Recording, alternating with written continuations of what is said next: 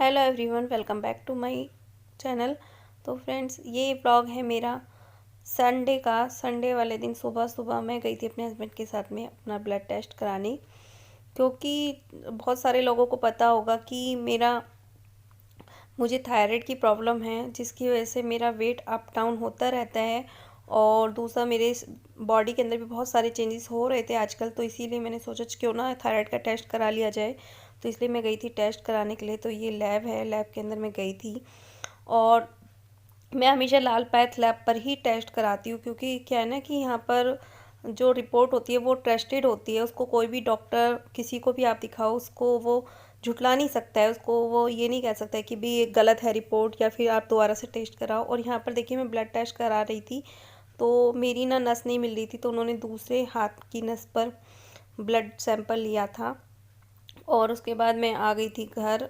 घर पे आने से पहले मैं लेकर आई थी बच्चों के लिए ब्रेड वगैरह। तो यहाँ से हम लोग ब्रेड वगैरह ले रहे थे रास्ते में। तो फिर घर आ गई थी। घर पर आकर फिर मैंने बनाया था चाय, ब्रेड। तो यहाँ पर आप देख सकते हो किचन मेरा पूरी तरह से फैला हुआ है, क्योंकि छोटे किचन की ना यही प्रॉब्लम होती है, कितना भी आप साफ़ करो, कितना भी क्लीन करो, वो फैला हुआ ही रहता है। और मॉर्निंग में तो अक्सर आप लोगों के घरों की हालत यही रहती होगी, है ना। तो यहाँ पर मैं चाय बनाने के लिए रख दी थी, चाय बना रही थी। और कल मैंने आलू की प्याज ली थी ना सब्जी, वो भी मुझे कट करनी है, वो भी मुझे बनानी है आज। तो इसलिए वो सेल्फ पे ही रखी थी कि आंखों के सामने मुझे दिखाई दे। और यहाँ पर देखिए, मैं ब्रेड लेकर आई थी, फ़ैन लेकर आई थी, वो भी रखे हुए हैं, है ना। देखो, मेरी किचन में ना ओपन किचन है, और कोई भी मतलब ओपन किचन में आप देख सकते हो कोई डब्बे वगैरह रखने के लिए कोई प्रॉपर जगह नहीं है।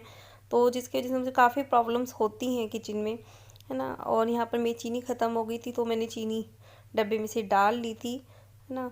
और पता है, मुझे ना थायराइड की प्रॉब्लम है, और जिसको थायराइड होता है ना, उसकी प्रॉब्लम्स बहुत ज़्यादा हो जाती हैं, बहुत ज़्यादा। लाइफ में इतनी प्रॉब्लम्स चलती रहती हैं बॉडी को लेकर, अंदर ही अंदर ये करना, अंदर ही अंदर आपको ख़त्म करती रहती है बीमारी, है ना। आप चाहे कितना भी अपने आप को फिट रखने की कोशिश करो, लेकिन फिर भी ना ये बीमारी आपको अंदर ही अंदर खाए जाती है।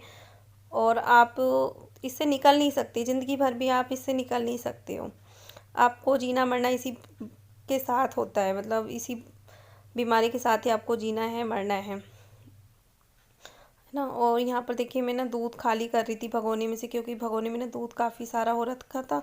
तो और इसमें मलाई वगैरह इकट्ठी हो रखी थी, ये भी मैं इसी में डाल दूँगी खाली करके भगोने को। और इसको दूध भगोने को खाली करके इसमें चाय छान लूँगी, तो जिससे थोड़ा थोड़ा जो दूध रह जाता है ना भगोने में लगा हुआ, वो चाय में मिक्स हो जाएगा, और भगोना भी क्लीन हो जाएगा साथ के साथ, है ना।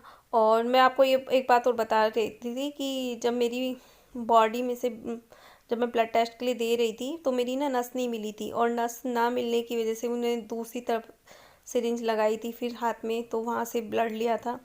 तो कई बार क्या होता है ना कि आपकी बॉडी के अंदर इतना ज़्यादा चेंजेस हो जाता है कि आपकी ना ब्लड की नसें मिल ही नहीं पाती जिससे वो सैंपल ले सके।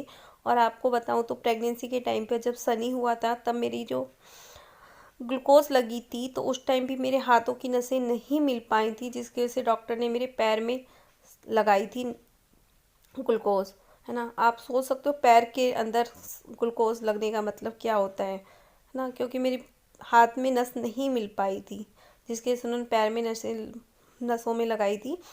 और आपको एक बात बताऊँ, मैंने ना एक वीडियो देखा था, एक हैं यूट्यूबर कंचन धवन, उन्होंने एक बार बताया था कि उनके हस्बैंड थे, उनके जब हस्बैंड की डेथ हुई थी उससे पहले उनका ट्रीटमेंट चल रहा था, तो उनकी बॉडी में मतलब जो ग्लूकोज वगैरह लगती, जिससे वो मेडिसिन उनके बॉडी के अंदर जाती, तो उस टाइम उनकी बॉडी की नसें नहीं मिल पाई थी, जिसकी वजह से उन्हें प्रॉपर ट्रीटमेंट नहीं मिल पाया था, और जिससे उनकी डेथ हुई थी कि उनको प्रॉपर मेडिसिन दवाइयाँ नहीं मिल पाई थी, और उसकी वजह से उनको डेथ हो गई थी।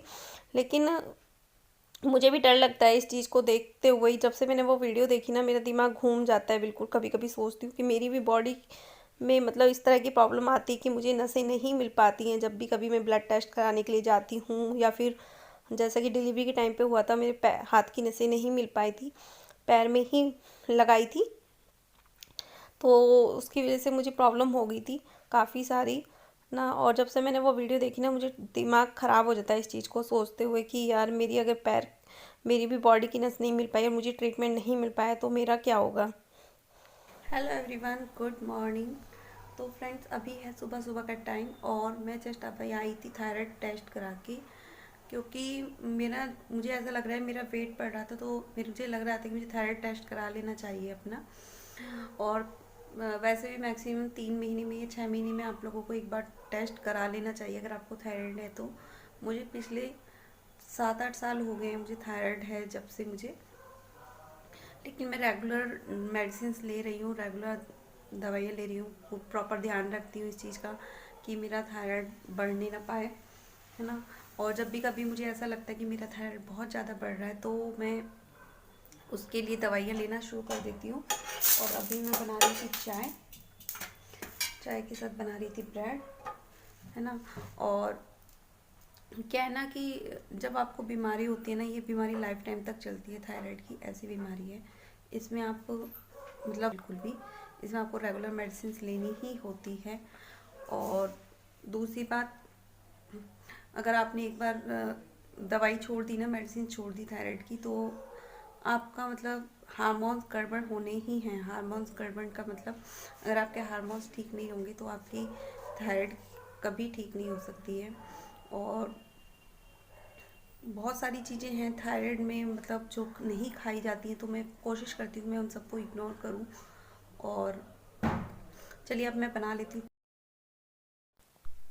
और यहाँ पर देखिए मैं ना फ़ैन गरम कर रही थी, तो यहाँ पर ना फ़ैन में ग्रिल पर कर रही थी, क्योंकि क्या है ना कि फ़ैन अगर हम कच्चे खाते हैं ना ऐसे ही बिना गरम करे तो थोड़ा टेस्ट कम आता है, तो मैं 1 मिनट पे ना इसको ग्रिल कर लेती हूँ, है ना। और जिस टाइम मैंने अपना माइक्रोवेव लिया था ना, उस टाइम पे मुझे बहुत ज़्यादा कन्फ्यूजन थी कि मैं सिंपल माइक्रोवेव लूँ या फिर ग्रिल वाला लूँ, कन्वर्सेशन वाला लूँ। तो मेरे साथ में ये हुआ था, तो उस टाइम पर फिर मैंने ना एक बार सोचा कि चलो एक बार ही ना पैसे डालते हैं, जो भी कुछ चीज़ लेनी है ना एक बार ही पैसे डाल दो, बार बार का झगड़ा ख़त्म। और देखो यहाँ पे देखो मैं चाय छानने लगी और देखो गैस बंद करना भूल गई थी ना। ये मेरे साथ बहुत बार हो रहा है गैस, और ये बीमारी की वजह से हो रहा है। ये ना ऐसा नहीं है कि नॉर्मल है ये सब चीज़ें, ये सब ना बीमारी की वजह से है। आपको मैं बता दूँ, ये जो थायराइड की बीमारी होती है ना, इसमें आप चीज़ें भूलने लगते हो।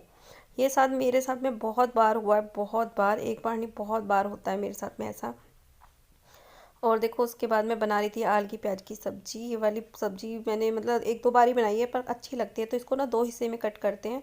हाफ हिस्सा जो ग्रीन ग्रीन होता है वो अलग कट कर लेते हैं, और जो वाइट वाला हिस्सा होता है ना इसका, उसको हमें अलग कट करना होता है ना, ताकि इसको पकाने में आसानी रहे। तो मैंने देखिए वाइट वाला हिस्सा अलग कट कर लिया था और ग्रीन वाला हिस्सा अलग कट कर लिया था। उसके बाद मैंने कढ़ाई में थोड़ा सा हींग डाला था और थोड़ा सा जीरा, और उसके बाद मैं इसमें आलू फ्राई कर लूँगी। आलू फ्राई का मतलब थोड़े से क्रिस्पी तो नहीं करनी है, लेकिन हाँ थोड़ा सा इनको गला लेना है। आलू को थोड़ा सा ढक के ना गला दूंगी मैं इनको। अगर क्रिस्पी करना होता तो मैं ढकती नहीं, बट इनको ना थोड़ा सा गला देना है आलू को, ताकि ये गल जाए, है ना। उसके बाद मैंने जो ये वाइट वाली प्याज कट की थी ना, उसको मैं भून लूँगी अच्छे से। थोड़ा सा इसको भी गलाना है, थोड़ी देर ढककर पकाना है, ताकि ये अच्छे से पक जाए ना। तो इस तरह से आप ये सब्ज़ी बनाओगे ना, बहुत टेस्टी लगती है, बहुत यम्मी लगती है। मैंने भी पहले कभी नहीं खाती थी, मैं भी सच बताऊँ शादी से पहले, या तो बनाने का तरीका ना लोगों का कम अच्छा नहीं होता है, या फिर मतलब समझ में नहीं आता कि कोई कोई सब्ज़ी ना हम नाम से ही हमें चिढ़ होने लगती है, और उसके बाद ना हम लोग उसे खाना ही भूल जाते हैं। तो अब देखिए यहाँ पर मैंने थोड़ी देर ढक के पका लिया था, उसके बाद टमाटर डाल दिया था और थोड़ा सा नमक डालकर मैं इसको फिर से पका दूँगी। इसमें देखिए हल्दी, मिर्च, धनिया, नमक, ये सारी चीज़ें मैंने इसके अंदर डाल दी, और डालने के बाद इसको चला दूंगी अच्छे से, और इसको पका दूंगी थोड़ी देर ढक के, ताकि ये टमाटर गल जाए, है ना। बनाना लेकिन इसी तरह से कि इसको ना बार बार ढक के पकाना होता है, थोड़ी थोड़ी देर में मीडियम गैस से, ताकि ये अच्छे से पक जाए, कच्ची ना रहे, है ना। और मैं ना किचन को भी ना साथ के साथ क्लीन करती हुई चलती हूँ जब मैं ये सब काम करती हूँ। तो ये देखिए मेरी ना सब्ज़ी, देखिए आलू भी बिल्कुल गल चुका है, टमाटर भी गल चुका है ना। ये सब होने के बाद देखिए मैं इसको अच्छे से पका रही हूँ, अभी भून रही हूँ इसको। मेरे को थोड़ा कच्चा लग रहा था, तो मैंने दोबारा से फिर से पका दिया इसको डालकर।